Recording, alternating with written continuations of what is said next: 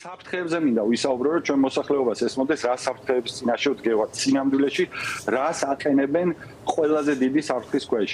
უამრავი ადამიანის 10 წლეულობით მუშაობის შედეგია, რომ საქართველოს აქვს საქართველოს საფინანსო სისტემას აქვს კარგი რეპუტაცია ესეთ რთულ რეგიონში. წარმოიდგინეთ, რუსეთი, ჩრდილოეთით, ირანი, სამხრეთით და საკმაოდ ავტორიტარული რეჟიმები ირგვლივ, ხო?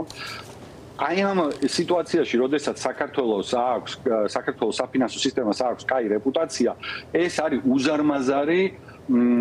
უზარმაზარი ინვესტიციების მოზიდვის და ჩვენი ქვეყნის, ვთქვათ, დასავლურ სტრუქტურებში ინტეგრაციის ძალიან დიდი და წინგადადგმული ნაბიჯი და ამ ყველაფერს 10 წლეულები დაჭირდა, 10 წლეულები.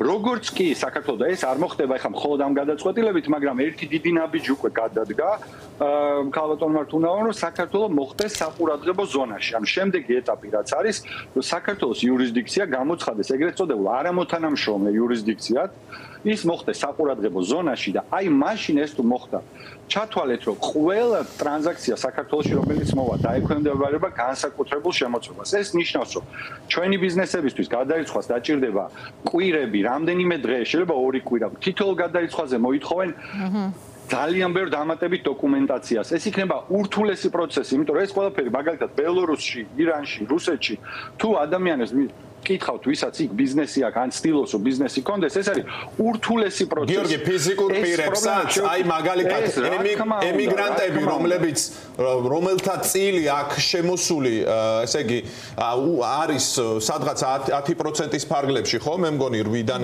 10%-მდე და აქ არჩენენ ოჯახებს, როდესაც იქ უმძიმეს შრომას ეწევიან დასავლეთში და ნუ საერთოდ უმეტესად დასავლეთში.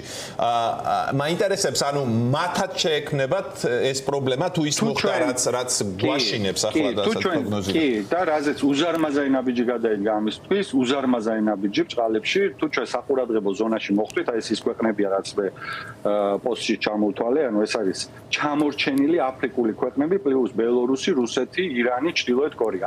აი ამ ჯგუფზე ვლაპარაკობთ, რომ გვესმოდეს, ანუ არ იფიქროს ვინმე, რომ ჩვენ რაღაც ისე ჯგუფზე ვლაპარაკობთ ქვეყნების, რომელიც რა ევროკავშირი და რა ევროპული ქვეყნები. ჩვენ ვლაპარაკობთ ჩამორჩენილ აფრიკულ დიქტატურებზე და რეჟიმებზე, რომელიც არის კეთროვანი მთელი მსოფლიოს. რა თქმა უნდა, ფიზიკურ პირებსაც შეექმნებათ პრობლემა. არათუ ფიზიკურ პირებს შეექმნება პრობლემა.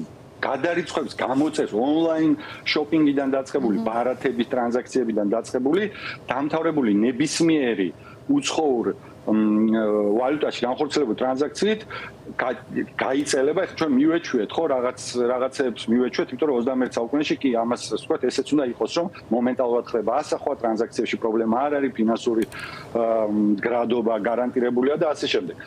ამიტომ აი ეს და უფრო მეტი სავალუტო ფონდმა უკვე შეჩერებული აქვს პროგრამა სავალუტო ფონდს და ახლა მთლად შეწყვეტაზეა საუბარი, ხო? ანუ ჩვენ პრაქტიკულად დასავლელ ინვესტორებს ვეუბნებით, რომ საქართველო არის ქვეყანა, ერთის მხრივ დასავლეთ თავისუფალი სამყაროს წევრებს ჩვენ ვეუბნებით, რომ თავისუფალი საქართველო არ არის ქვეყანა, სადაც ინვესტიციებია დაცული, სადაც საერთაშორისო ნორმები და საერთაშორისო კანონმდებლობას ვიცავთ და მეორე მხრივ უგზავნით გზავნილებს, ადამიანებს, სანქცირებულ ადამიანებს უგზავნით გზავნილებს, რომ თქვენ შეგიძლიათ მოხვიდეთ საქართველოში, იმიტომ რომ მეტნაკლებად მაინც აქ თქვენ, ასე ვთქვათ, პირდაპირ თქვენზე ეს ყველაფერი არ გავრცელდება. ანუ და ეს რიცხვებში ჩანს, ხო, ბოლო კვარტლის ინვესტიციებს თუ შევხედავთ, მთლიანად მთელი კვარტლის განმავლობაში მთელ ქვეყანაში სულ 80 მილიონი დოლარია შემოსული და ახალი ნორმალური ინვესტორი, რომელიც სახელი შეიძლება გააჟღეროს ქვეყანამ, 10 წელია არ არსებობს. სამაგიეროდ ათასობით რუსული კომპანია იხსნება, სამაგიეროდ ჩვენ მწვანეშუქი აუნთეთ კადიროვის და მათ დაკავშირებულ აი ესეთ კაცის კვლელ და ომის პარტიის, ნამდვილი ომის პარტიის, უკრაინის ომის პარტიის გულისხმობ სანქცირებულ ბიზნესებს, რომ იცით რა, საქართველოს შეხედეთ. ოღონ აი ამ სანქცირებულ რუსულ სისხლიან ფულს მოყვება ასევე ზუსტად სისხლიანი კადიროველები, კრიმინალები და გარჩევები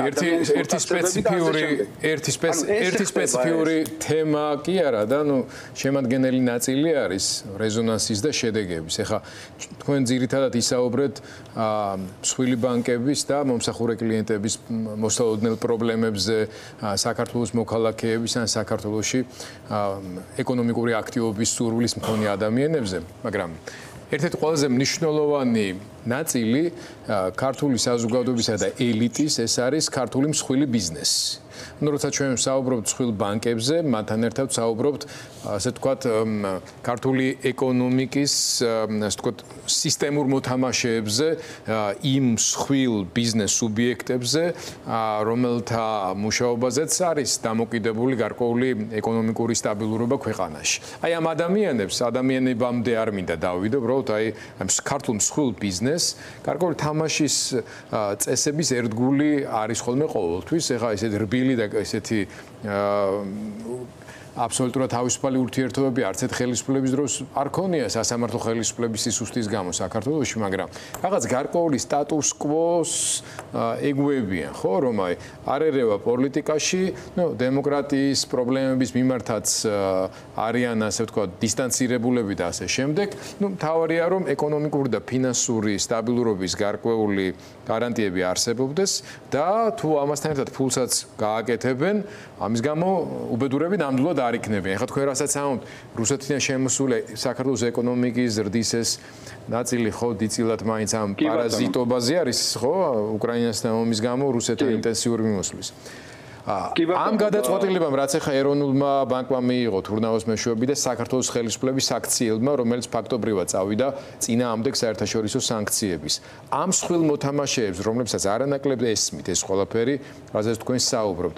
თქვენი აზრით, რამდენად იქონიებს მათზე გავლენას და რა შედეგები შეიძლება მოყვეს მათ დამოკიდებულებებში? კი, კარგი კითხვა, მსხვილ ბიზნესაც შეეხება, ზოგადად მე უნდა ვთქვა, რომ მსხვილ ბიზნესს არასდროს არ უჭირდა ხელისუფლებასთან ურთიერთობა, არც შევარდნაძის დროს, არც პრეზიდენტ შევარდნაძის დროს, არც პრეზიდენტ სააკაშვილის დროს და არც ქართული ოცნების მმართველობის პერიოდში. მსხვილ ბიზნესს ყოველთვის ჰქონდა იმდენი შესაძლებლობა, რომ საკუთარი ინტერესების ლობირება გაეკეთებინა. თუ კრიტიკა არის წინა ხელისუფლების პერიოდში ბიზნესთან მიმართებაში, სინამდვილეში ეს არის საშუალო და მცირე ბიზნესი, ვისი ხმაც არისმოდა და ვისი ხმა არც დღესაც არისმის და არც არასდროს არისმოდა, მაგრამ ეს ცალკე დიდი საკითხია. სინამდვილეში ჩვენი პრობლემა არის მცირე და საშუალო ბიზნესის ხმა, რომელიც ხელისუფლებას არასდროს არ ესმის, იმიტომ რომ ბევრი მიზეზების გამო უბრალოდ თემას არ უსწრებს, თუ დრო დაგჭირება, ამაზე შეგვიძლია ვისაუბროთ. მაგრამ რაც შეეხება მსხვილ ბიზნესს, რაც შეეხება ასოციაციას, საქართველოს ბიზნეს ასოციაციას, სადაც არ ვიცი 100 წევრი არის, რომელიც სამწუხაროდ ამ ქვეყნის ეკონომიკის 70% არის ერთ ოთახში შეკრებილი, იმიტომ რომ ეკონომიკაა პატარა, სამწუხაროდ ამას გულისხმობ. ეს ადამიანები და ამ ადამიანების ეს მენეჯმენტი ამ ასოციაციის ეს არის საკუთარი ბიზნესის ლობირების ასოციაცია და არა ქართული ბიზნესის. ეს არიან ადამიანები, რომლებიც გამოდიან და მთელი ბოლო წლების განმავლობაში საქართველოს ეკონომიკის რუსიფიკაციაში ღებულობენ აქტიურ მონაწილეობას. უფრო მეტიც აკეთებენ განცხადებებს, რომ მე რა რომ კლიანად ენერგეტიკულად რუსეთზე ჩამოვეკიდეთ. მე რა რომ თურმე რუსული ნავთობი მოგვაქვს. მე რა რომ დენს ვყიდულობ თურმე რუსეთისგან. აგერ ბატონო ქალაქის მერია გადაწყვიტა რომ ეკონომიკაც კარგად ესმის და ჩვენო watch-ls და ატამს თუ გავყიდით რუსეთშიო, ამითიო ქართველი გლეხი მხოლოდ იხეირებს და ჩვენო როგორ უნდა შევერთოთ სანქციებს. უბრალოდ თუ ამოვიღებთ ამ ამბებს, ხო, ზუსტად ანალოგიურად მართდებოდა როკის გვირაბის მშენებლობა და მანამდე ბევრი სხვა განცხადებები, ზოგადად აი ალბათ ძალიან კაი იქნება რომ შევადაროთ ხოლმე ეს კლასიკური პრორუსული განცხადებები და მთლიანად ეს ყველაფერი არის რუსიფიკაციის და უკვე ეკონომიკის და ბიზნესის რუსიფიკაციისკენ გადადგმული უზარმაზარი ნაბიჯი. თავბატონი თუნავას გადაწყვეტილება ზუსტად იგივეა, ესეთ გადაწყვეტილებას იღებს მისი რუსი კოლეგა ნაბიულინა, რომელიც ასევე სხვათა შორის სანქცირებულია და მე დარწმუნებული ვარ, რომ ქალბატონი თურნავაც ძალიან დიდი ნაბიჯებით მიიწევს სანქციების სიაში მოსახვედრად და ოღონდ ეს მისი პრობლემა იქნება, როგორც კი ის მაგ თანამდებობაზე არ იქნება და არა ამ ქვეყნის და ბიზნესაც შეეხება, ბიზნესს მინდა უთხრა მარტივი რამ. როდესაც ჩვენ ვსაუბრობთ რუსიფიკაციაზე და რუსეთთან ბრძოლაზე და როცა ვამბობთ რომ ყველას ჩვენი ბრძოლა გვაქვს, ეს არ არის მხოლოდ ჟურნალისტების ბრძოლა, რომ ამდენი წელია რა პირობებშიც კრიტიკულად განწყობილ ჟურნალისტებს გიწევთ, ასე ვთქვათ, ფაქტურად თქვენ გიჭირავთ ფრონტის პირველი ხაზი. ეს არ არის აქტივისტების ბრძოლა, ან მხოლოდ პოლიტიკური პარტიების ლიდერების ბრძოლა, აგერ იგივე ბატონი ნიკა მელიასი და ბაჩო დოლიძის დაკავება, რაც კლასიკური ბელორუსული რეჟიმის ამბავი. ეს თითოეული ჩვენთაგანი ბრძოლაა და მათი ბრძოლა არის რუსიფიკაციის წინააღმდეგ ბრძოლა. რა თქმა მე ისეთი ქართული ბიზნესი, რომელიც თვითონ გააკეთებს ასეულობით მილიონებს და ამ ქვეყანას რუსულ ჭაობში ჩატოვებს. მათ ხო არ თხოვთ ჩვენ რომ პოლიტიკური პარტიები, ოპოზიციური პოლიტიკური პარტიები დააფინანსე ან კრიტიკულად განწყობილი ტელევიზიები დააფინანსე ან ასე შემდეგ, მაგრამ როდესაც ჩვენ რუსიფიკაციაზე აკეთებ უზარმაზარ შემოსავალს და მე წყალს დაიგუბებ პირში და ჩუმად ხარ ან და პირიქით საპირისპირო განცხადებას აკეთებ რომ თურმე ქართული ეკონომიკა არნახული ტემპით ვითარდება და თურმე გარდა რუსული გადარიცხვებისა საერთოდ რომაფერი ამ ქვეყანაში არ ხდება შენ ხარ ნაწილი რუსიფიკაციის და აი ეროვნული ბანკის ვიცე-პრეზიდენტების გადადგომა და თანამშრომლების გადადგომა რომელსაც მინდა ძალიან დიდი პატივისცემა დაუდასტურა არის ზუსტად მაგალითი იმისა, რომ ჩვენ ყველას ჩვენი ბრძოლა გვაქვს და ეს წინააღმდეგობა ექნება და ეს გადაწყვეტილება ექნება მისაღები უამრავ საჯარო მოხელეს. ყველას არ აქვს, რა თქმა უნდა, შესაძლებლობა, რომ სამსახურიდან წამოვიდეს, მესმის ამისი და რა თქმა უნდა, ეს ძალიან გასაგები არის, მაგრამ წინააღმდეგობა ყველამ უნდა გაუწიოთ აი ამ ამბავს და ბიზნეს თუ გონია, მათ შორის ბანკებს, მათ შორის განსაკუთრებით იმპორტიორებს, განსაკუთრებით ნავთობის იმპორტიორებს და ამ ბიზნეს ასოციაციის აი ამ სახებს, რომელიც ლარის ხოლა გაუფასურებაზე გამოვარდებიან და განცხადებებს აკეთებენ და როგორც კი აი ამ ხელა ამბავი ხდება ქართული ბიზნესისადმი და ჯერ სასამართლოს სანქცირება, ეხლა ეროვნული ბანკის ეს გადაწყვეტილება და ხმას არიღებს არავინ, ერთ განცხადებას არ აკეთებს არავინ. ეს ნიშნავს, რომ ისინი არიან ნაწილი ქართული საქართველოს რუსიფიკაციის და ამას დაერქმევა ეს სახელი.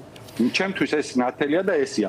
უბრალოდ აქ ერთი რამე არის ძალიან გულდასაწყვეტი, ესეც მინდა აუცილებლად თქვა, რომ ეხლა ჩვენ უნდა ვსაუბრობდეთ სინამდვილეში უზარმაზარ შესაძლებლობებზე, რომელიც არსებობს, მათ შორის აი ამ ხალხისთვის, ვინც ცდილობს, რომ რუსეთიდან იაფად ბიზნესი, იაფად ბენზინი შემოიტანოს და უცებ გამდიდრდეს. ეს კი არ არის ამ ქვეყნის მომავალი.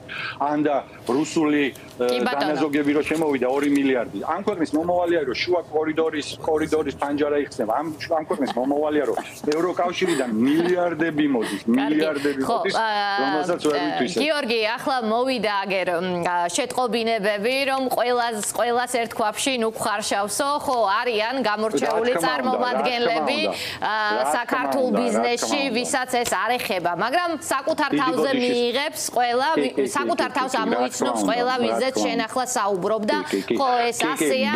ბოდიშის მოხდით, კი, მადლობა პირიქით ამ რემარკისთვის, რა თქმა უნდა, არავითარ შემთხვევაში ერთ ქვაფში არ ხარშავ და თუმცა ეს ისინი არ არიან ბევრი. კი ბატონო, სამწუხაროდ არის, უბრალოდ მე ამ შემთხვევაში ვსაუბრობ ბიზნეს ასოციაციის მენეჯმენტზე, რომელთა განცხადებები ფეხ მიყვება იმ კატასტროფულ განცხადებებს, რომელიც ჩვენ გვესმის ყოველდღიურად.